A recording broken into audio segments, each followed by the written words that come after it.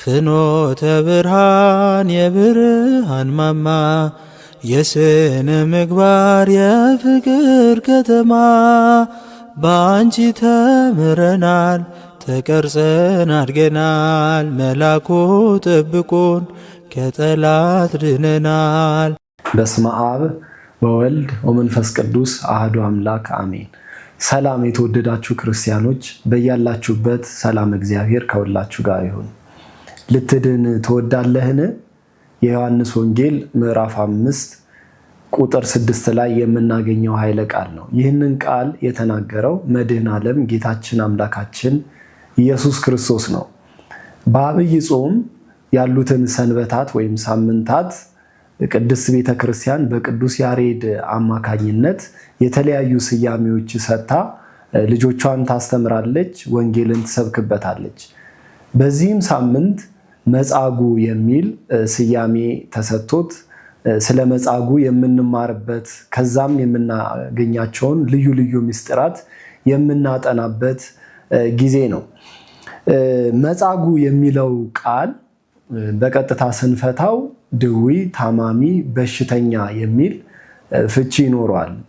መጻጉዕ የተባለበትን ምክንያት በዮሐንስ ወንጌል ምዕራፍ 5 ከቁጥር 1 ጀምሮ ስናነብ ጌታችን መድኃኒታችን ኢየሱስ ክርስቶስ ወደ ኢየሩሳሌም የአይሁድን በዓል ሊያከብር እንደወረደ ወይም ወደ ኢየሩሳሌም በአይሁድ በዓል ወቅት እንደሄደ ቅዱስ ዮሐንስ በወንጌሉ አስፍሮልናል። በዚህ ሰዓት በዛ ስፍራ ላይ በኢየሩሳሌም መግቢያ በሮች ከሆኑት በበጎች በር አቅራቢያ የምትገኝ ቤተሳይዳ በዕብራይስጥ ቤተሳይዳ የምትባል መጠመቂያ ስፍራ አለች። በዚህ መጠመቂያ ስፍራ በልዩ ልዩ በሽታ የተያዙ ድውያን በዛ ስፍራ ተገኝተው የጸበሉን መናወጥ እየጠበቁ ከነበረባቸው ልዩ ልዩ ደዌ የሚፈወሱበት የጸበል ስፍራ ነው።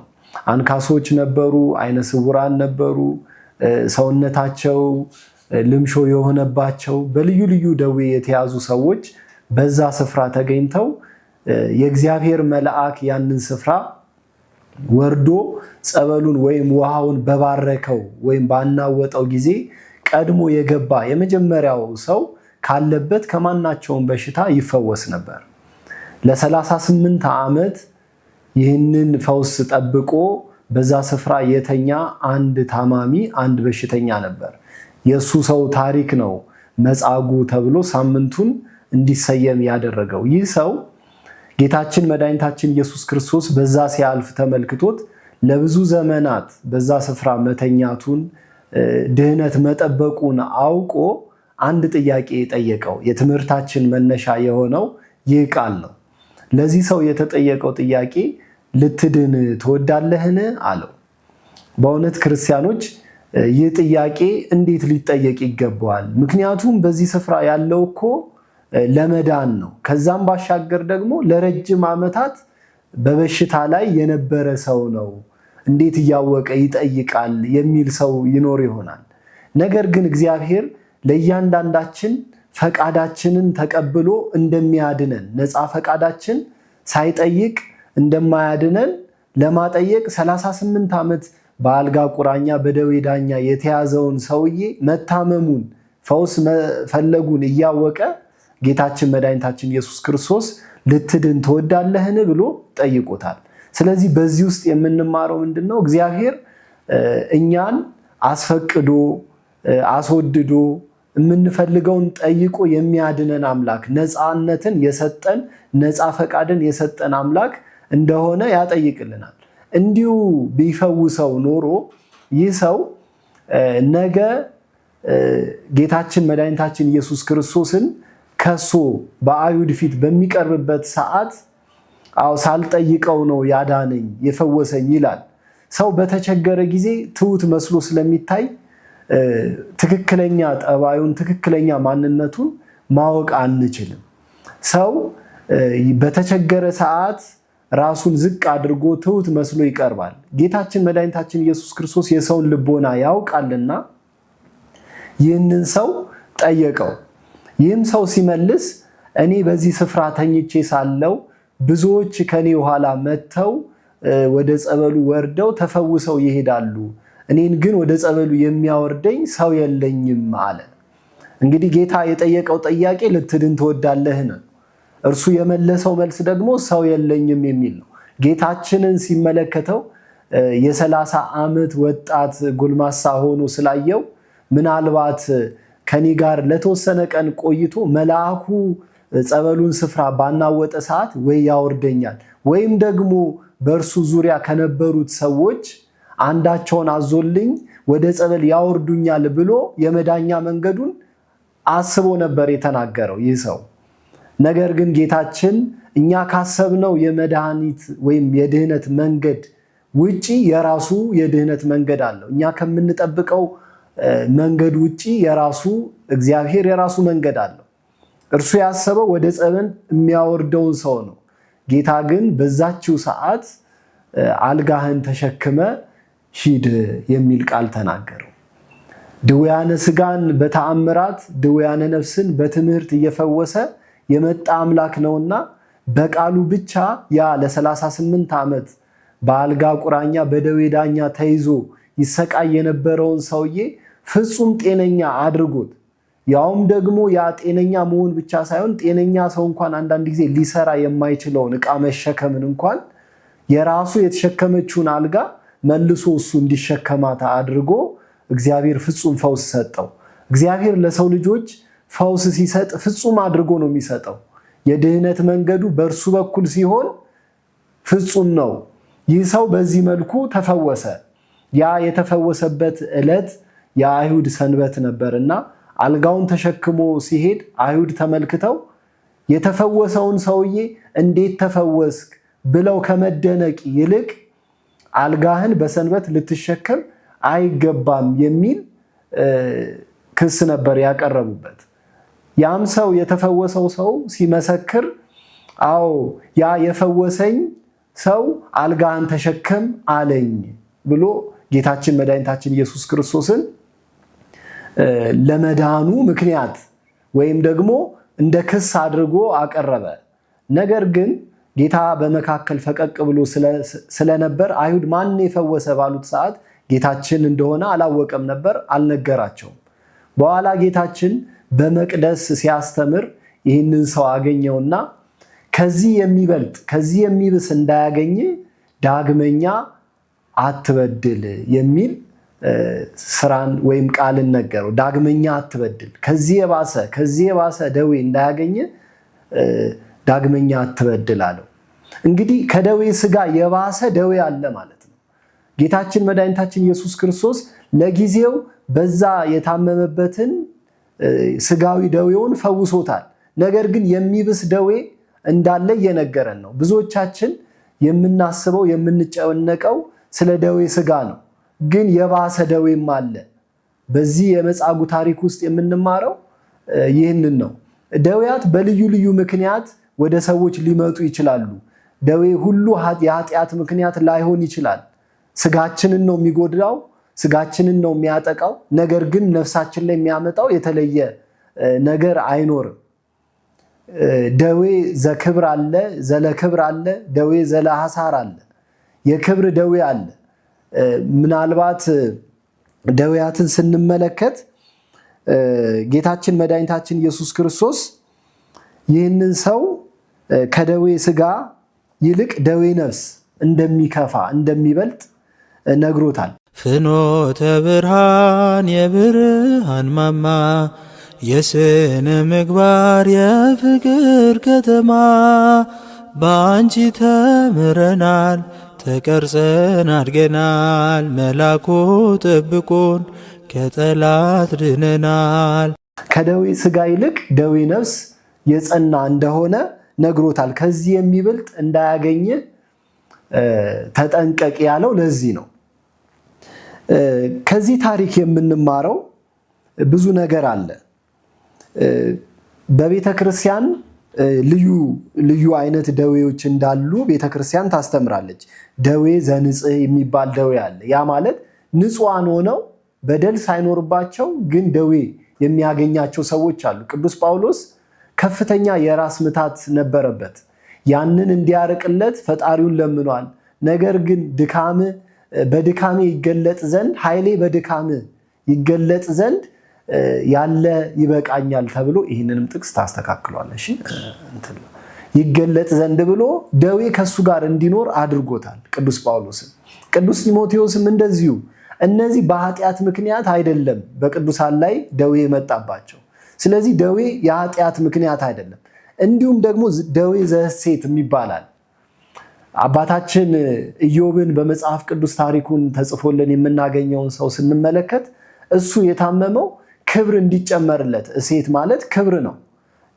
በእግዚአብሔር ፊት ያለው ሞገስ ክብሩ ለሰዎች ሁሉ ፊደል ሆኖ እንዲነበብ በኢዮብ ላይ ሰይጣን ፈተና አምጥቶበት ደዌ ደርሶበት ነበር። ከእግር ጥፍሩ እስከ ራስ ፀጉሩ ድረስ በደዌ ተመቶ ነበር። ያ ደዌ ግን እግዚአብሔር በኢዮብ አማካኝነት የኢዮብ ክብሩን እንዲገለጥ ለእግዚአብሔር ያለው ታማኝነት እንዲገለጥ የመጣ ደዌ እንጂ የመከራ ደዌ አልነበረም። ደዌ ዘእሴት ይባላል የኢዮብ ደዌ። ከዛም ባሻገር ደዌ ዘመቅሰፍት የሚባል ደግሞ አለ። ይህ ደግሞ እንደ ንጉሱ ሳኦል እንዲሁም እንደ ፈርዖን አይነት ያሉ እንደ ሄሮድስ እንደ ፈርዖን ሳይሆን እንደ ሄሮድስ ያሉ በመቅሰፍት አማካኝነት በደዌ የተመቱ ሰዎች አሉ። እነዚህ ሰዎች የእግዚአብሔር መቅሰፍት በእነሱ ላይ ደዌ አምጥቶባቸዋል። ይህ ክፉ ደዌ ነው። የኃጢአት የመቅሰፍት ደዌ ነው። እንዲሁም ደዌ ዘኃጢአት የሚባለው በኃጢአታችን ምክንያት የሚመጣ በሽታ፣ ልዩ ልዩ በሽታ አለ። ስለዚህ የዚህ የመጻጉዕ በሽታ የዚህ አይነት በሽታ ነው። የበለጠ እንዳያገኝ ደግመ ኃጢአት አትስራ ያለው ከዛ የባሰ የከፋ ደዌ እንዳለ ሲነግረን ነው። ስለዚህ ሰው ከስጋ ደዌ ይልቅ ለነፍስ ደዌ እንዲጠነቀቅ ጌታችን መክሮናል። መጻጉዕ በኋለኛው ሰዓት ጌታችን ለስቅለት ካበቁት ምክንያቶች መካከል አንዱ ሰንበትን ይሽራል ተብሎ ነበርና አይሁድ እንደ ምስክር አድርገው ያቀረቡት ይህንን መጻጉዕን ነበር። አዎ በሰንበት ፈውሶኛል ብሎ በጥፊ መቶ ጌታችንን መስክሮበታል።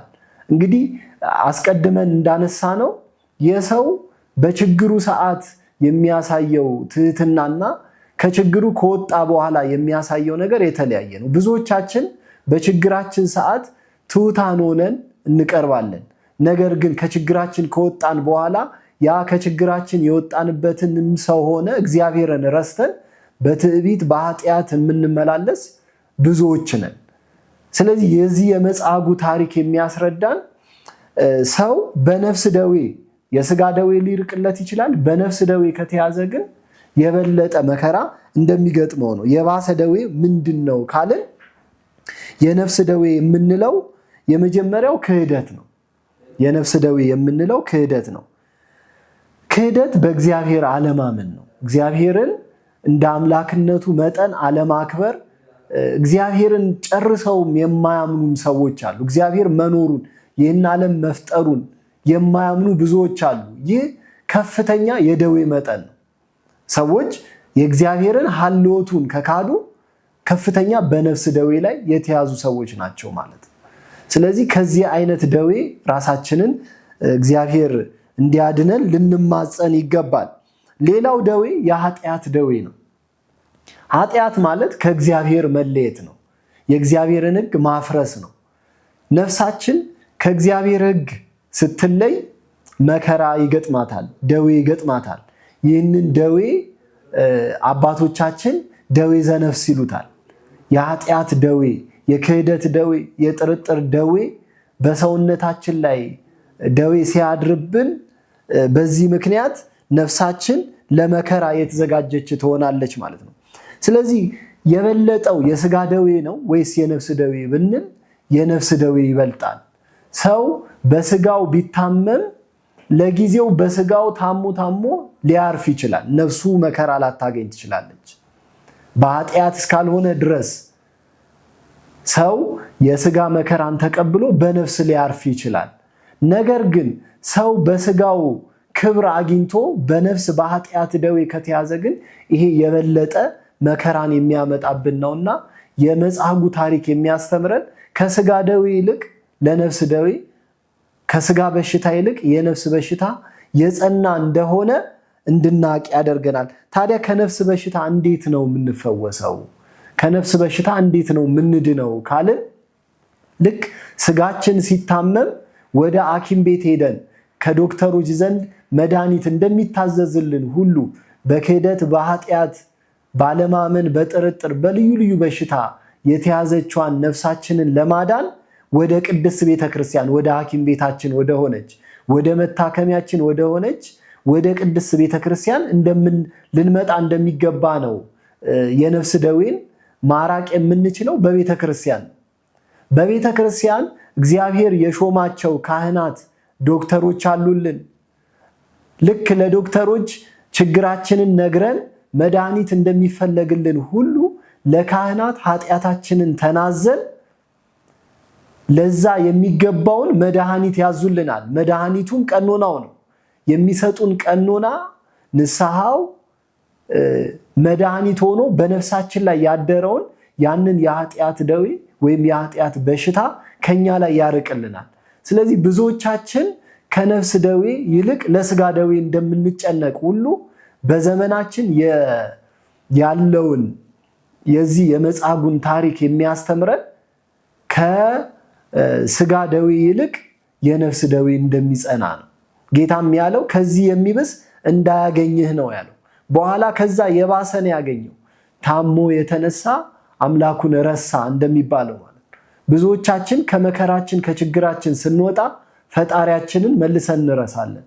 ስለዚህ ያ ፈጣሪያችንን የሚያስረሳንን የኃጢአት በሽታ፣ የትዕቢት በሽታ፣ የክፋት በሽታ እንዲነቅልልን ነው ወደ አባቶቻችን ወደ ካህናት ዘንድ ቀርበን ከደዌያችን በንስሐ እንድንገላገል ቅድስት ቤተክርስቲያን ጥሪዋን የምታስተላልፍልን። ስለዚህ ክርስቲያኖች መጻጉዕ ብለን ስናከብር የመጻጉዕን መታመም ብቻ ሳይሆን የእኛንም በኃጢአት መታመም አስበን ከኃጢአት በሽታ በንስሐ እንድንወጣ መጻጉዕን እያሰብን ራሳችንን ከዚህ ከኃጢአት በሽታ እንድናላቅቅ አምላካችን በቸርነቱ ይርዳን። ያስተማረን የመከረን የቅዱሳን አምላክ ልዑል እግዚአብሔር ስሙ የተመሰገነ ይሁን። የቅዱሳን አባቶቻችን የቅዱሳት እናቶቻችን የከበረች በረከታቸው ድል የማትነሳ ረድኤታቸው ጥርጥር ነቅ የሌለባት ሃይማኖታቸው ትደርብን። ይቆየን። ወስብሐት ለእግዚአብሔር።